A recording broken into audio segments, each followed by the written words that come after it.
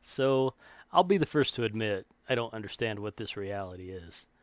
There's lots of clues and lots of interesting things about it. And I do lean towards simulation theory. And I found something in my mind that is a front runner now for how I can illustrate simulation theory. I wouldn't dare say I could prove it because I think that's just not true. But it's going to take a few minutes of backstory, so let's just get into it. So, what is the life cycle of a fly? The life cycle of a fly includes egg, larva, pupa, and adult. A fly completes its life cycle in 1 week to 2 months, depending on environmental conditions. So, the shortest time period from egg to adult is a week, and then it dies. So, that's an important thing. And so, I want to check a few more just for a reference point. Life cycle of a wasp. Wasp's year starts in spring as the days get warm. The queen comes out of hibernation. Then she looks for a place to build a nest.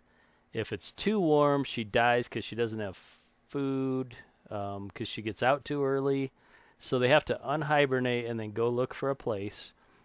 And it didn't say the time frame, but I don't know that that's important. Let's go to the life cycle of a honeybee. So a honeybee is an egg, and then it's a larva at day 6. Still a larva at day 10. A pupa at day 14. Still a pupa at 21. Becomes an adult 21 days later. Why this is important? Well, to me, if you've lived in a climate like I have, high desert, or even Midwest, I'm sure this happens, northern Midwest, probably in the South to some degree, but not as much. Washington, Oregon, those places. We'll have a winter, and it will be in the 40s, which is fine. And then we'll get a day or two of 60-degree weather, sometimes mid-60s. Then this happened in January, then it happens in March. This February is pretty cold, but it still happens. And on one of those days, I see bees and wasps around. They just show up. And I've noticed this for dozens of years. And I always was really curious. I'm like, oh, that's kind of crazy. Why is there a bee out today? It's 65 degrees. And then the bee's gone the next day. Well, if simulation theory is a real thing, then at a certain temperature, the simulation has to produce these creatures.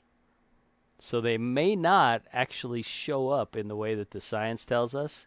That may be observable to somebody. They saw the egg and the pupa and the larvae, and they see that after it's a certain temperature for real springtime.